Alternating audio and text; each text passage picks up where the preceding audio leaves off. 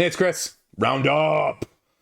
I'm a little disappointed, though, because Thunder Road Vendetta got delayed a week. So I get to talk about it tomorrow in the news video, but give my more thoughts on it. And my mea culpas, because a couple of you astute viewers in the comment section noted that it's actually launching on Kickstarter, not BackerKit, even though it has the BackerKit launch page that directs you over to the Kickstarter page. That's so weird. And I guess maybe it's part of the BackerKit all-in-one service.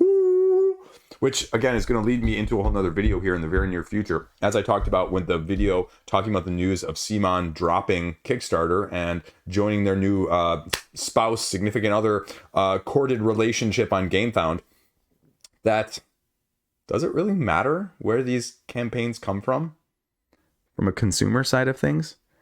Spoilers, the answer is no. So let's go over to Gamefound here a second. And, here are the big three that I'll launch this week. But let's talk about this other one there. I'm going to cover this in the news video tomorrow. These are the ones that just announced from Gale Force 9. Do you care about any of the small projects that just launched? No, they're not going to get on the front page. No, they're going to get pushed to the second or back page or whatever filtered system that Gamefound still uses that makes it incredibly hard to find things, just like on Kickstarter, because it's not any better from that aspect either. I'm sorry, I stand by that. UI function, whatever the terminology is, whatever it may be for searching and finding and active and, what's defined as active, because under active, it still sometimes, pulls up the crowdfunded pledge managers instead of the actual campaigns. Side note there, but let's go into Dantes Inferno, the first of the two Inferno games. CGS, right? Funded in, what did they say, like 7 seconds or something on the page? Something ridiculous like that, right? Funded in 1 minute, sorry, 7 seconds. That'd be ridiculous, but it's almost at $1 million. What do you need to know? Well, the fact of the matter is, again, when I was just looking at a different campaign page from, 2 years ago, Mohaya, from one of the French publishers of a similar dungeon crawl vibe from the, the publisher who put out It's a Wonderful World. Well, this is very similar in the sense that you actually want to know what's playing. Well, finally, 3/4 of the way down the page, you can find the rule book, because otherwise, the first 3/4 of the page, is you're going to see here in a second, is just literally espousing you pictures, pretty pictures of the components. And don't get me wrong, I love pretty pictures, but holy freaking forkin' Batman, what are you selling me? You're not selling me the gameplay then. Marketing, quotes, videos, marketing. Then I'll tell you actually about the gameplay, because you don't really care about that, right? You care about the miniatures and how hyped and hot it is. And it's hot, folks. It's hot. This is easily already the second highest funding campaign of 2024. Behind Conan, and it's easily going to eclipse Conan probably by the time you guys are even viewing this video. So it's easily going to be the highest of the year so far. And at the same time, what worries me is, I did the math here, 965,000, 3,000, you're averaging nearly $315 a pledge when I averaged it out earlier this evening. $315. Though at the same time, truth be told, I give some razzmatazz for this, but I also give kudos where I say I give kudos, right? Right now, it appears on launch, CGS said, here are all the things. All of these things. Here they are. We give them to you, and so we're not going to nickel and dime you along the way and slowly string out what's going to be going along with that. And they're separating out the gameplay and the miniatures. So those are things I give kudos for. So as much as I'm going to rag on the setup and the marketing scale of things, you know what? I'm happy with that as well. And, again, probably why I don't get emails back from some people in these situations about contacting publishers. But, you gotta be even with all of these things. Early Bird is going to get you whatever this little poet thing is, right? It's a unique champion, and there's a couple different add-on expansions that, just like with the Chronicles of Drunagor, you can buy the Hero Champion packs, right? The big thing I've not seen, I've dug into the rule book extensively. It's about a 50-page rule book, and I don't get the sense of how dramatically different some of these asymmetric powers are. You're getting these little gear cards, and they say it streamlines, and you can play anywhere from 1 to 4 players. And if you play with less than 4 players in this dungeon crawl delving experience game of an overworld and a battle combat phase, and the battle combat phase is very KDM-like in the sense that if you roll enough attack higher than their defense, you do a wound. What happens with a wound? You remove one of their action cards. They remove all the action cards, you defeat the bad guy. Have we seen that elsewhere? Yeah, that's Aeon Trespass Odyssey and Kingdom Death Monster 101. And so it's just giving you a couple tiers of terrain that allow you to say, Anakin, I have the high ground, or Dante, I have the high ground. And so, I mean, that's cool and all, but that's the main mechanic I saw as, you know, what was making it different. And I like these quotes because they're longer and they give a little bit more context to it. But again, take it for what you will as well, because only 2 of those are reviews, I think. So that's fine, right? Here are the pledge levels, 99, 185, and half of your arm and a leg. I'm sorry, $399. And so you have almost 50% of the time me filming this doing this Eternal Pledge. And this Eternal Pledge is all of the add-ons, which are mostly big deluxeifications, because like one of the miniatures add-on for the core game is $90. $90. So if you just get it with standees, that's the difference here, getting this lower pledge level at the 185, because you're getting the stretch goals and the extra expansion content, but you're also getting the miniature pack to go along with it. And so that's what you're kind of getting there. And so if you don't get that, you're actually going to be much less even as a whole. I mean, just like with the other CGS stuff, right? There's going to be some exclusives that are going to be going along with it. Miniature, foreteller, don't care. Champion pack I mentioned, follower gift that I mentioned, deluxe, all of those things, right? Okay, so now you can start to see they give you the breakdown of what I just said. Okay, that's fine. Now here's all the pictures of what's actually in there. Again, how do you play? What are the elements? Nope, still going in, still going through the levels, still going through the add-ons, still going through the add-ons, still going through the add-ons, still going through the add-ons, 80% of the way through the page, we finally get to the gameplay here. But unfortunately, again, this doesn't really tell you. All you see is this little narrative map that you don't even actually like necessarily trigger events by going to places. You then have to trigger something within that. And you're going to be going across, and the enemies are going to be dynamic. It says the choices are going to be mattering, and it's going to be a narrative style of things. And so, you know, how many of these can you have? And they say it's going to be super fast, and you can even skip to quick combat if you want to skip over like a good portion of the rules and make it even faster. But really, when you're getting these games, if you're like me, if you're really looking for the, you know, oomph, like you want the combat. The combat is the main driving factor of this. The overworld stuff is nice. You're going to pick up your equipment. You're going to have some boons. You're going to have some curses. You're going to, you know, make some enemies, make some allies, and it's going to dynamically change as you go through the 9 circles of hell in that sense. And as you beat the bosses, as you deal with the minions, I mean, like I said, in a combat setting, as I mentioned, but it's also going to be something that you're going to have to tear down, set up, switch back and forth, because you will be doing that. And they try and make it sound like it's going to be simple and easy and minutia in terms of just, they make it sound like it's going to be simple and easy and transition very smooth. And I didn't get that sense, right? Like, anytime you have these 2 different areas, I don't care what game it is, that is significant upkeep. And so it may seem nice, but your decisions here, again, they're going to matter. But again, it's still decision-making, narrative guessing as a choose your own adventure. I don't know if it's cinematic 3D. I'm not going to go into that. I mean, they say dynamic turn with no downtime. Really what they're saying there is you roll dice and everyone can kind of go in any turn order, and the enemies are going to react based on what you do. So it's not necessarily a I go, you go sort of thing, or I go, you go, bad guy, I go, you go, bad guy. That's a hard thing to say 5 times fast. So it's doing something slightly different there, but it's not necessarily something we haven't seen either. But it's doing it in a combination that we maybe haven't seen as much. So there you go. And you know what? Nope, not going to say it. I'm going to get myself in trouble. Not going to say it. Rulebook's right there, but that's it. That's it. So this is a lot of money up front. And if you're in North America, you could be paying potentially $100 for your $400 pledge. That's a freaking ton of money. Now you're looking at $500 for this. $500. I guess, you know, for all of you CGS junkies that got Age of Apocalypse and the other Chronicles of Drunagor stuff, I mean, you probably paid easily that, or, you know, up to $600 or $700. So you're probably looking at this in Easy Pay system saying, I can pay $10 for the rest of my life and just have that paid off by the time I'm 77 and not think about it whatsoever, right? Because the Easy Pay system is awesome, and you should be able to do that over a long period of time without doing it. And again, in theory, there's no downside to it, but in the upside is that if you can't afford to pay it in more of a 1 or 2 lump sums, maybe you should be spending your money elsewhere as a whole. I'm getting outside of the board game lines. But anyway, that's kind of what my thoughts are on it. Again, I think the gameplay could be fun. It could be unique, and you're going to have to watch some of this. But again, it reminds me of a couple of the others that we've seen. Even the other one I previewed on the channel, I don't know, like 2 years ago. The Asian Shogun Demon one. I'm completely blanking on the name. Maybe I'll have it plastered over my head here so you can let me know. But like, there was very similar to that. And again, it's just like, how many of those upkeeps, downkeeps, managing, setup teardowns, save scenarios can you do? Because this is one of those, and it doesn't get away from that fact. So if you're a fan of it, I guess go for it. But also, just beware, be careful.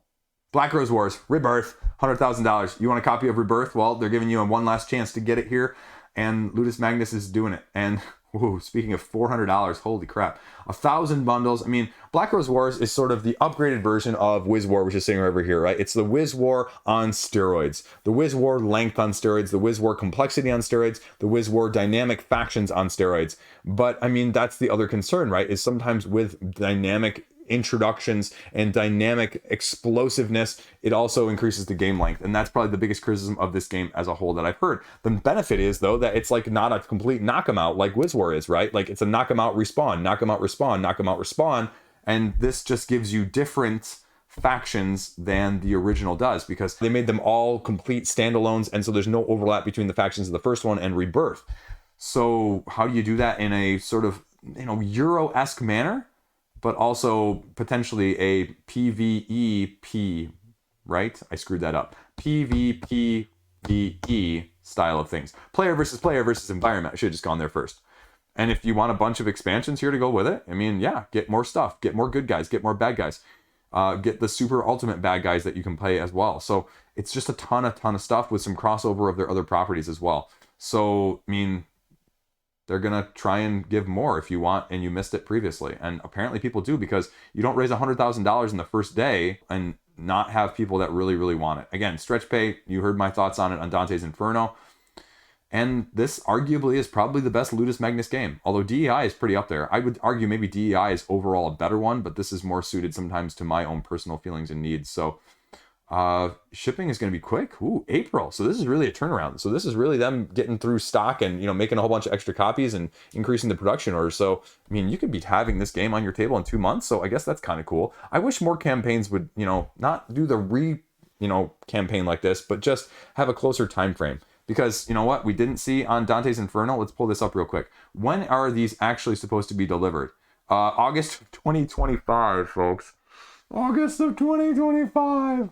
Because if you think you're getting it before 2026, then at that point, you're wrong. So, again, you willing to spend $300-400 to get something in 2 months? Or $300-400 to get it in 2 years? Spend it how you want, but take it for what it is there. Don't like the Amerithrash version of Hell in Dante's Inferno? Well, now we have Inferno Deluxe Edition from Red Moho Games, which is, again, 6 figures raised over in the first 24 hours here. And this is more of your Euro style, if you will, because now we're doing a little bit of descent into hell in a different way in sort of a 2-phase system until Dante actually reaches his end final destination. And so you're going to be dividing it up to about 1/3, 2/3 in how you're going to be scoring your points. 1/3 of those points are going to be guiding those souls down in through the various layers of hell. As you get them down into the right place and the right correlation, you're going to score points. And that's going to be the first phase of things. And the second phase of things is going to be moving around your individual family faction to one of like 6 or 8 different spots on the board as a worker placement style of things as well, taking various actions at each of those locations along the way in order to basically resource manage, get more powerful friends, foes, and everything else that you're going to need to guide things as well in a about 2-hour-long game. So, right, exclusive components and get the game sooner, right? Everybody needs games as quickly as possible. Guardians and miniatures that you're going to be utilizing as you go along here, and then they break down the components as well. The gameplay, though, is, relatively kind of like what I said. Do you want a deluxified? After the deluxifications, we get down to the boards here. Your individual player board that you're going to be keeping track of everything with, the hell board, as well as the main board with all the locations that you're going to be utilizing. And so, again, it runs you through these 2 phases of the first phase being the hell phase, descending them in throughout the various layers. Florence phase of moving around to the various actions via the family member usage. About 8 endgame scoring conditions if we actually pull up the player aid here, which has about 4 pages worth of player aid, right? So as Dante gets to the end, well, everybody else gets 1 turn. These are all the ways you're going to score. Diplomas and frauds are going to be the main way you're utilizing the points there. But again, it's got a 24-page rule book if you're looking more for an in-depth explanation of this little bit of 2-phase worker placement. So people must like it because $100,000 is good. And I guess I just wonder, are people really clamoring for a Dantes Inferno hell-based situation? It's just a theme I wasn't expecting to be talking about, let alone having two games with the same premise launching on the same day. So again, $140 for the slightly deluxeified, which gets you the coins, the playmat, and the sleeves. And then if you just want the base pledge with the deluxe storage, it's going to cost you about $90. So that's what we've got going on right now. Can't speak to it much more than that. The rulebook is out there. There's plenty of preview videos as well. So give it a look-see. I know my personal preferences of which Dantes I'd prefer overall, but both are doing really well, all things considered. So check it out. Next up from Flyhouse, Vampire the Masquerade, the Chapters, the Definitive Edition, a second edition essentially with a more of an epilogue to go along with 6 additional chapters or scenarios to go at the end of the original game if you finished that already, with 3 new clans that are going to be available to play through in this sort of narrative-driven, also electronic, if you so choose, version of Vampire the Masquerade. And it's going to be a hex-based grid system moving around, combat, card-based with some dice, as well as a sort of choose-your-own-adventure narrative interaction with NPCs.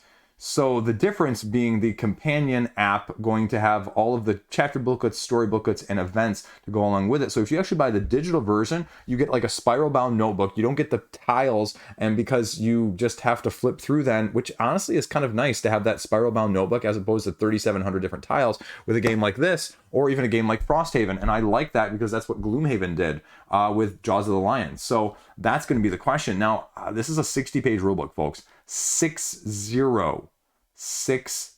Now, some of those pages are like literal just character card sheets printed on the rulebook pages, but it's very wordy. It's very intensive. You can tell it's been in multiple languages because it's a little bit generic in some of the descriptions as well. That was the big criticism the first time around in the Board Game Geek comment section right now, is all of the errata or all of the finding out of how is this actually, working in some of those ways. So the new stuff here is actually relatively cheap, but you can upgrade, but you can also get an epilogue here as well for $40, $45. Miniature based though, hex based, you're paying a premium for, well, both of those things, the miniatures and the actual like narrative digital, whether or not you're actually getting the digital regardless. 4 different languages, all of the different clans that you can play through. And it gives you here a little bit of overview of what this is differently. Better rule book, more expansion packs included, and a better storage system. So are you willing to pay for that? Is that what's worth it for you? I mean, that was sort of my question with Dantes Inferno even was, well, you're paying extra for a slightly better storage solution. How many of you guys use that storage solution? And again, that's going to be probably a controversial comment, like, because I'm one of those people that probably is one of the minutia and minority as a whole, because sometimes, those setups are very good. Even the deluxeified trays, not all of them. There are some really good ones, but some of them are just like fancier ways of shipping the game, it feels like sometimes, rather than better ways of storing and ease of setup teardown. And so I just worry about paying extra for that when I can't tell which one it is sometimes. Some are very much better than others. Some are not quite as much. Plenty of quotes from, famous reviewers, bigger people than me, people that are smarter and better, more eloquent at talking at games. So you can check their comments and their videos out. And there's enough comments over on Board Game Geek so you can kind of get a sense of whether or not this is right for you. But it doesn't give you a huge amount of why you should get this and how different this is from some of those other similar games of overlap, even say a Dantes Inferno that's going up head to head against, or anything else narrative-based campaign-wise. So, what's the unique mechanic in this hex-based die-crawling game as opposed to the other ones that are doing it a dime a dozen too? And so, yeah, it's funded. Yeah, they went with more of a true funding goal, so I give them kudos for that.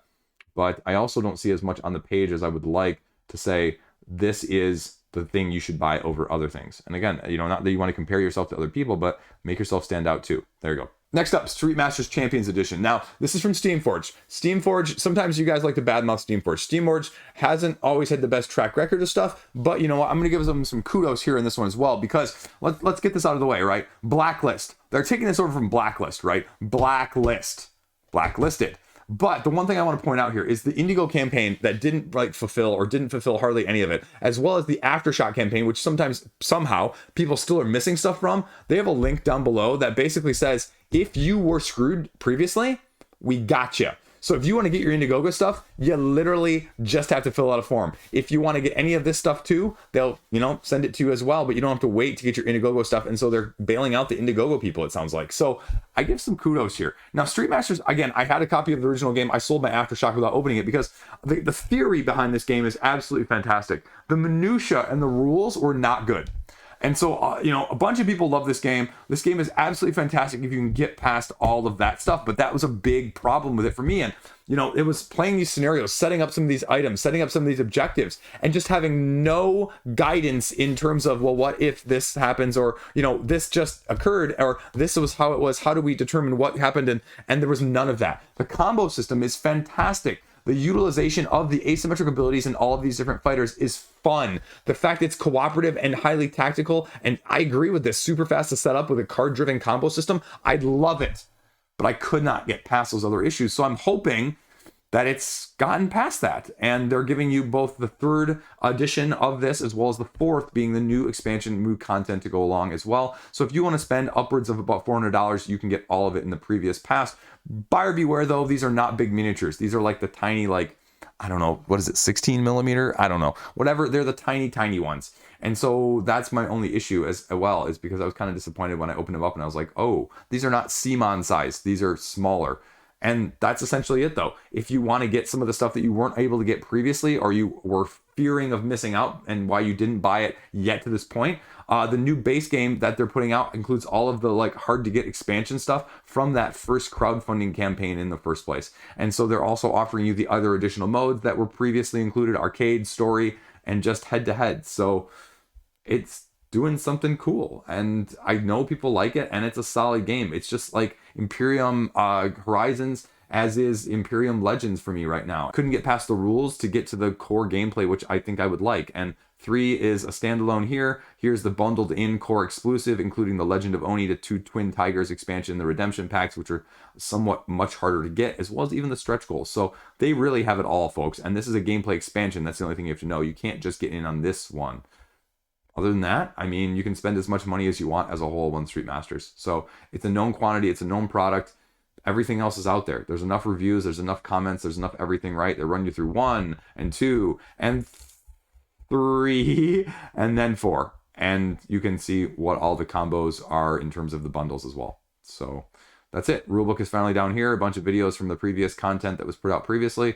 And boom, you know, it's only running for a week. Steamforged has got it, and they're going to be delivering it and doing a good job of delivering it, hopefully, as well. So I give them kudos for picking up Blacklist where they dropped off in the first place from that side. So there you go, Street Masters Champion Edition. Let's talk about this for a second, though, because I just criticized Gamefound as a whole, but I went over to Kickstarter again, and this really pisses me off, because I just critiqued it, and I hate it when they say % funded or funded in X amount of minutes, right? But here's the new Kickstarter look, right? How much money does this Candy Girl have?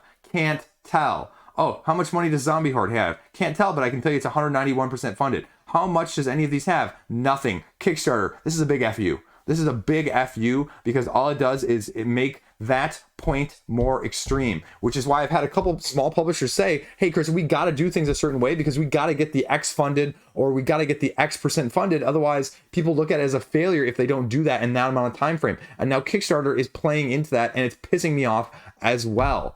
Right? It should piss you off too, because it's not consumer friendly in that sense, because it's forcing publishers to make it not consumer friendly in order to play the game and jump through the hoops. And so I don't direct this necessarily at the publishers. I direct this more at Kickstarter, which also doesn't seem to give a fruitcake of anything. Maybe they're trying to spruce things up after they just lost Simon. Who knows if they're even aware of that even, you know? They're so tone deaf, it seems like, at least over the past half decade. Maybe they're finally getting the drift, though. Okay, next up we have Age of Eon, and this is, again, a head-to-head dueler in the lines of a Pocket Paragons, which, again, is actually launching its next iteration next week. I'll have a video on that coming up soon.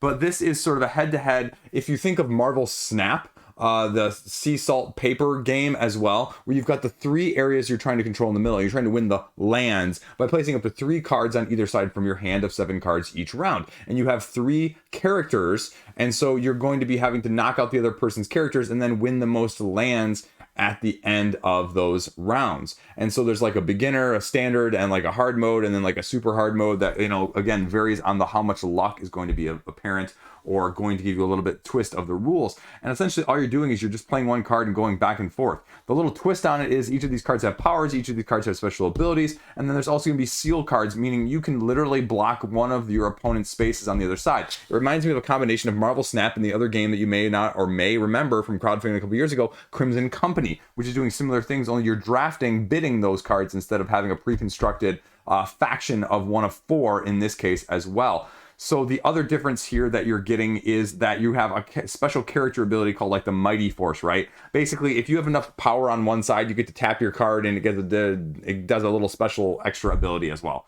That's it. That's the game in a nutshell. You're drawing, as I said, the Mighty Force, getting those lands and defeating your opponent. Here are the 4 modes that I mentioned. Rulebook's on the page. Price is going to be about $36. So again, get it by the end of the year, hopefully. And if you want to get extra here, you can get expansion, you can get playmats, you can get sleeves, and all the other stuff that you really, really desire all the time on every single project. And again, a little Chaos expansion to go along with it.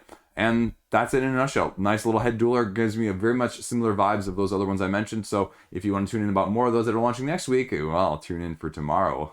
Right? Next up is Forgeflame. Talked to Lord Raccoon, the publisher, before they launched. They're at, 200% funding at the time of me filming this, which is really freaking good. This is basically kind of a 4-action, move around, pick up resources, craft them, set collect style of game in a nutshell, with a little bit of an engine tableau that's going to be giving you more asymmetric abilities as you upgrade your little deck as you go along.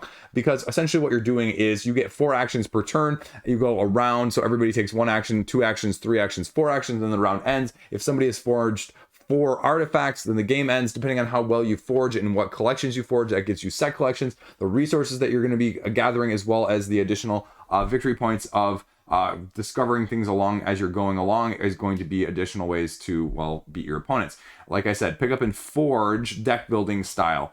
So you get little miniatures that actually get to carry the gems for you, and that's really what they're going for, and that's why the price point is a little bit higher overall here. It's going to cost you about $55 at this point. So that's the game as a whole. Now, does it need miniatures? No. Is it a nice aesthetic feature? Just like one of the other Euro dice worker placement games I talked about last year, which name is completely escaping me at the time of me filming this.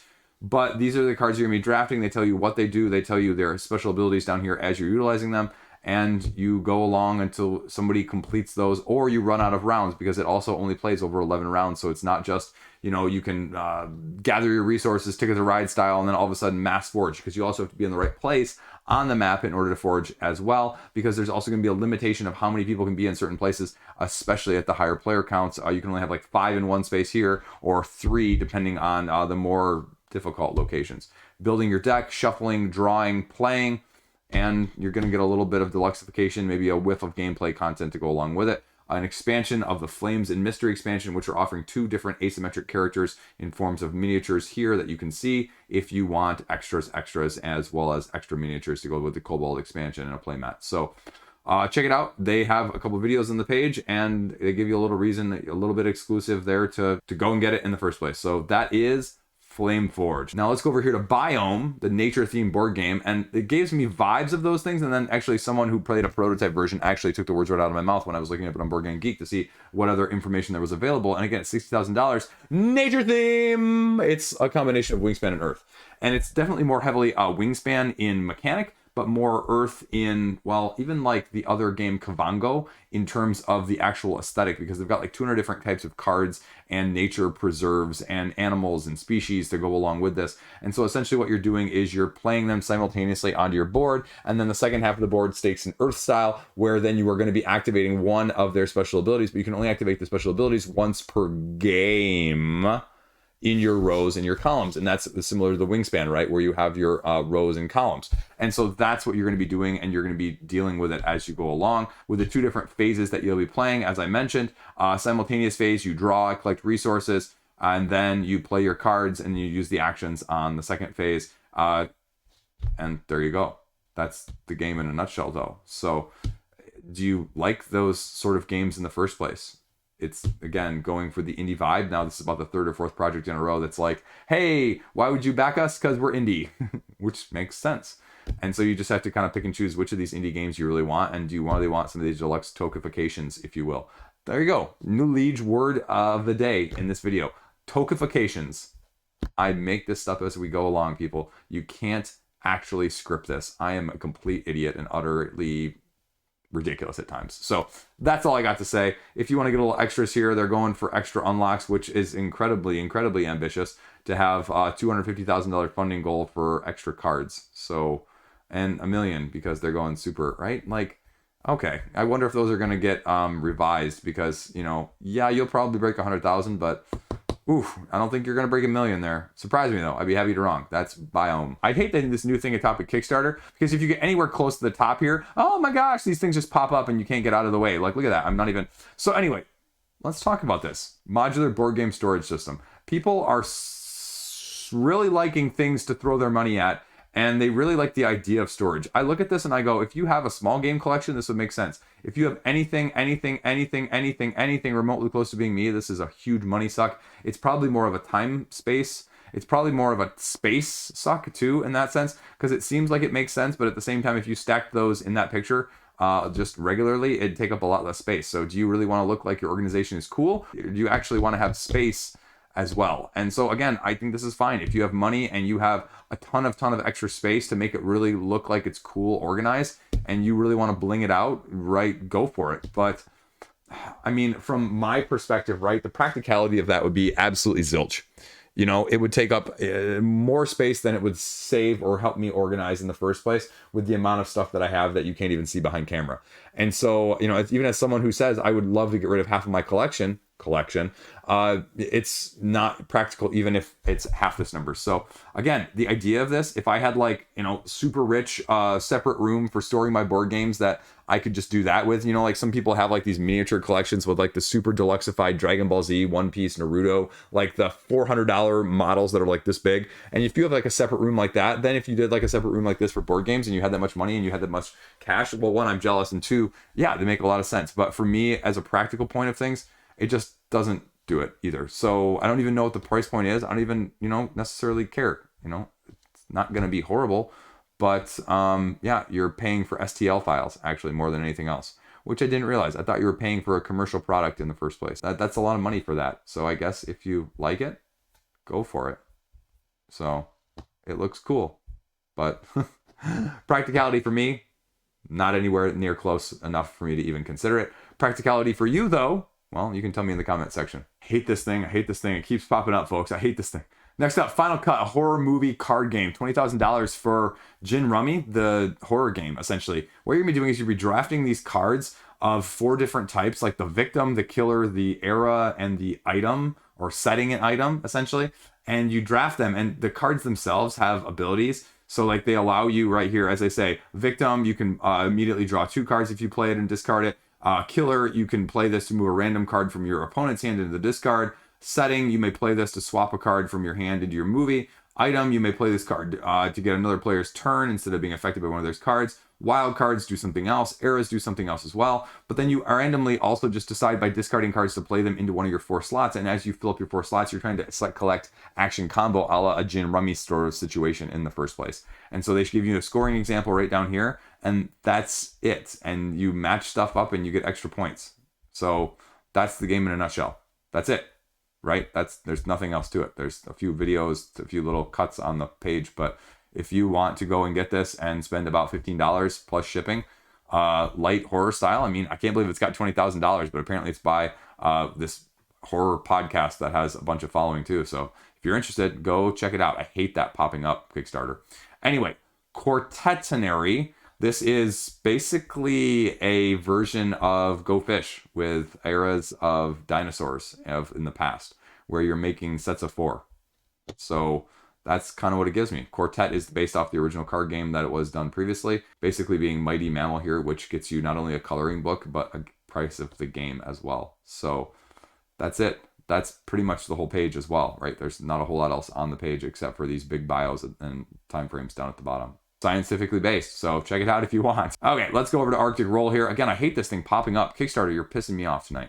So $2,000, it's a roll and write. Basically what you do is I cut, you choose. You roll a bunch of dice at the beginning of the round. Everybody picks a die. The person with the lowest picked die actually gets to go first in the next phase of things. So the one that's not chosen, that becomes a common use between all of the players. And so you're going to have your dice that you chose and the pips on that, and then the die that wasn't chosen. And one of those is going to be related to your movement. One of them is going to be related to the placement of how you're going to be utilizing that. And you have a couple different maps. You're going to be going around, just kind of going along these maps, going to places, gathering resources, placing your, hunters and holes in the appropriate places. That's a weird sentence. And scoring points until the end of the game. So roll and write if you want that print and play, as well a few minor stretch goals. The company or a publisher that's put out a bunch of these previously, including Kaikaro, which I remember covering Kaikaro and Kaikaro Kingdoms in the past. So, I mean, yeah, it's a small company, publisher, indie, roll and write. And if you want to spend $15 to get them, well, you can have it, before the end of the year, because you'll probably get it in March. Arctic Roll, there you go. There you go. Roundup over. Roundup done. Tomorrow, upcoming news. Also, spoilers for tomorrow's video. I'm actually on vacation next week, so there's not going to be a crowdfunding roundup. I'll tell you more about that in the video tomorrow, though, and the details that have made that very complicated. So, that's all I got. And I have a couple of videos going out next week of crowdfunding campaigns that are launching. So if you want to know why and how, next week is February's biggest week of the month. Well, check it out because I'm breaking it down for you. My big ones and everything else in between too. So that's all I got. It's been a long week. By the time you guys are watching this, I will be hopefully finishing up 12 days of work in a row. Let me tell you, folks. 10 is something. 12 is a whole nother beast. 8 is easy. 10 is, ooh, I'm tired by the end. And 12 is just, oh my goodness, why did I do this? So don't do what I do, as always, right? Like, as I always say, or as my 10th grade English teacher used to say, we'll end the video with this. Don't do what I wouldn't do. But if you do, don't get caught, right? That's a 10th grade English teacher telling a classroom of us as teenagers that, right? Actually, she was probably one of the best teachers in the high school. So, to be fair, Miss Van Skelven, miss you. Anyway, that's all I got. Stay classy. Have a great freaking day. I don't have anything else. Nothing else funny at the end. Peace out. So, I mean, that's a lot of Munchie